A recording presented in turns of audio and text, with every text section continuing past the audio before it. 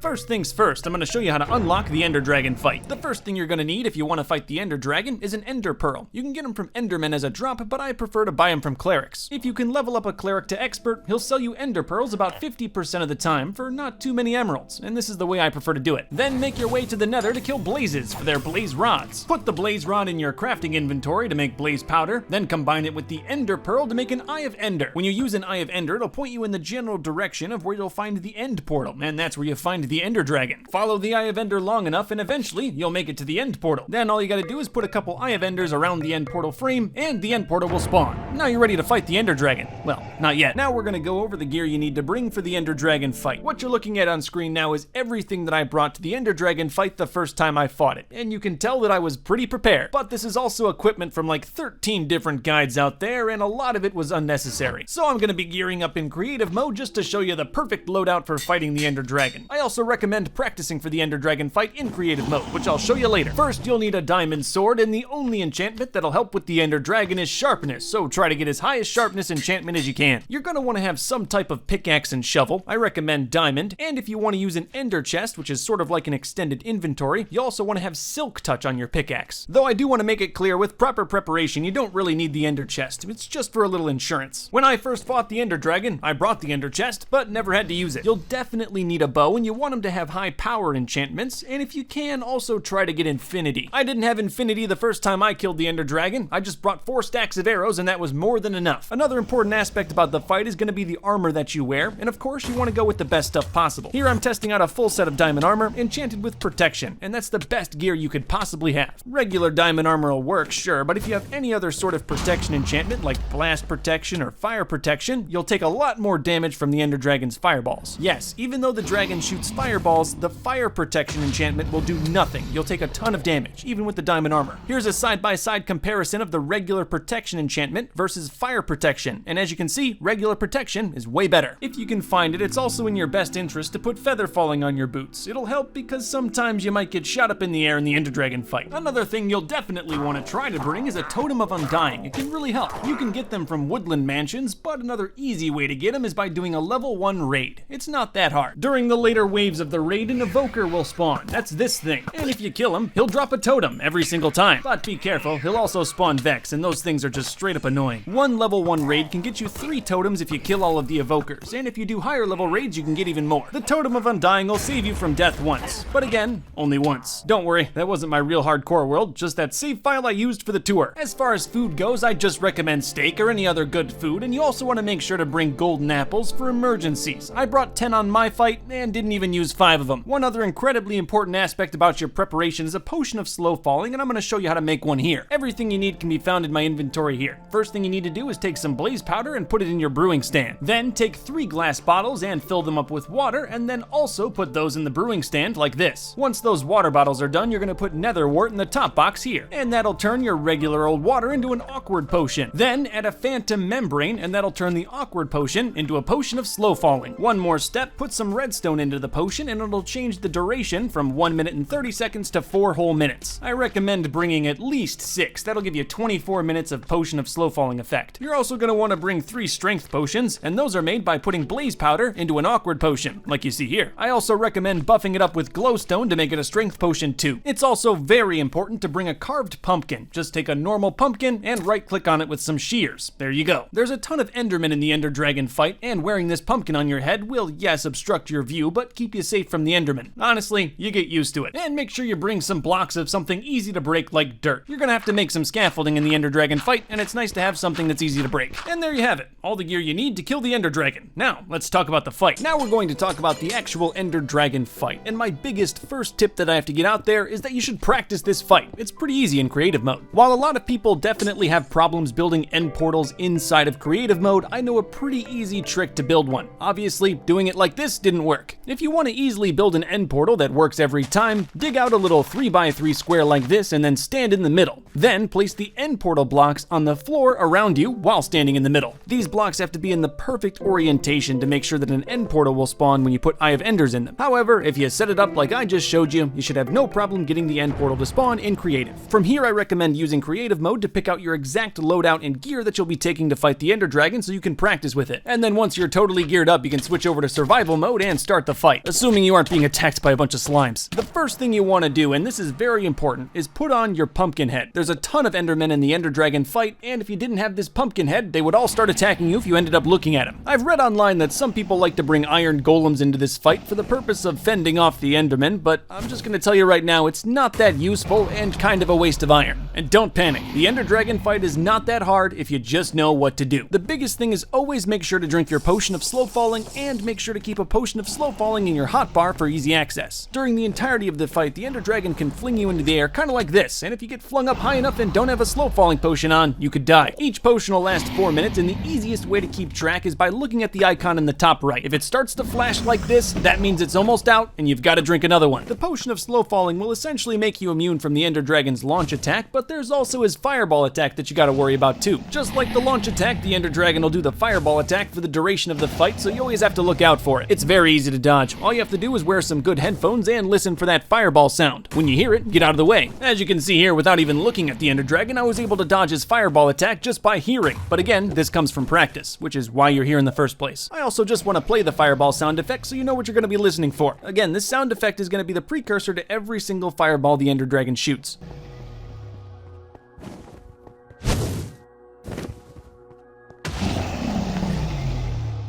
I will say you gotta listen carefully. It can be a sound that's confused with the wing flap sound of the ender dragon too. But anytime you hear anything that sounds like a fireball, just get out of the way. The ender dragon will also sit in the middle like this sometimes and shoot fire and heal. He's not that dangerous in this state as long as you stay away from his mouth. Obviously you can see that's where all the fire is, but when he's done with this state, he will come out and use his launch attack on you. So make sure you got that potion of slow falling. But now we're gonna get onto the business of killing him. This is the first phase. The ender dragon will primarily fly around while you take out the end crystals on top of these obsidian pylons.